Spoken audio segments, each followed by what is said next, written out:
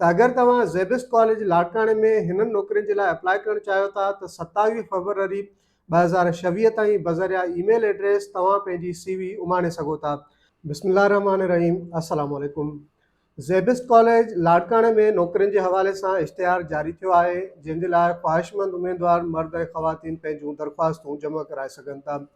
ज़ेबिस्ट college लाड़काणे जे लाइ teaching staff जूं vacancies आहिनि, लेक्चरर्स जूं वैकेंसीज़ आहिनि जेके मुख़्तलिफ़ सब्जेक्ट्स जे लाइ आहिनि, जंहिंमें उहे ई उमेदवार अप्लाई करे सघनि था जंहिंजो तजुर्बो ऐं तइलीम इश्तिहार में ॿुधायल क़ाबिलियत जी बुनियाद ते हूंदी।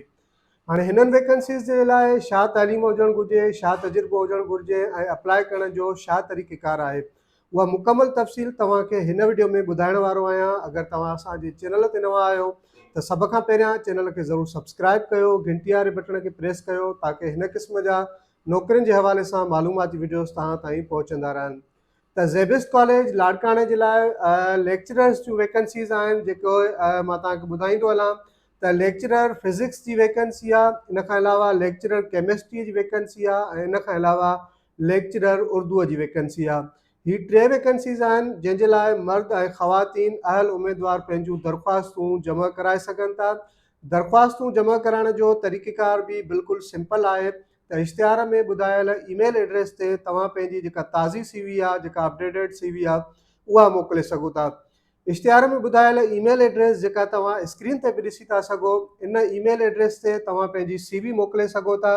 ऐं मां तव्हांखे ॿुधाईंदो हलां त अप्लाई करण जी जेका आख़िरी तारीख़ आहे उहा 27 फरवरी 2026 आहे। त अगरि तव्हां ज़ेबिस्ट कॉलेज लाड़काणे में हिननि नौकरियुनि जे लाइ अप्लाई करणु चाहियो था त 27 फरवरी 2026 ताईं बज़रिया ईमेल एड्रेस तव्हां पंहिंजी CV उमाणे सघो था। ऐं हिननि नौकरियुनि जे लाइ छा तजुर्बो हुजणु घुरिजे, छा तइलीम हुजणु घुरिजे, उहा मुकमल तफ़सील इश्तिहार में ॾिनल आहे। हिकिड़ो भेरो अप्लाई करण खां पहिरियां तव्हां इश्तिहार खे मुकमल तफ़सील सां पढ़ी वठंदा, ॾिसी वठंदा। इश्तिहार ॾिसण ऐं पढ़ण जे लाइ हिन वीडियो जे डिस्क्रिप्शन में असां लिंक ॾिनी आहे, उन लिंक ते क्लिक करे तव्हां इश्तिहार खे मुकमल तफ़सील सां पढ़ी सघो था। या इश्तिहार पढ़ण जे लाइ असांजी वेबसाइट idealjobs.pk विज़िट करे इश्तिहार खे मुकमल तफ़सील सां पढ़ी सघो था। त ज़ेबिस्ट कॉलेज लाड़काणे जे तरफ़ां मल्टीपल वैकेंसीज़ आहिनि जेके लेक्चरर फिज़िक्स, लेक्चरर केमिस्ट्री ऐं लेक्चरर उर्दूअ जूं आहिनि। 27 फरवरी 2026 ताईं तव्हां पंहिंजूं दरख़्वास्तूं बज़रिया ईमेल एड्रेस ते ॼाणायल ते मोकिले सघो था।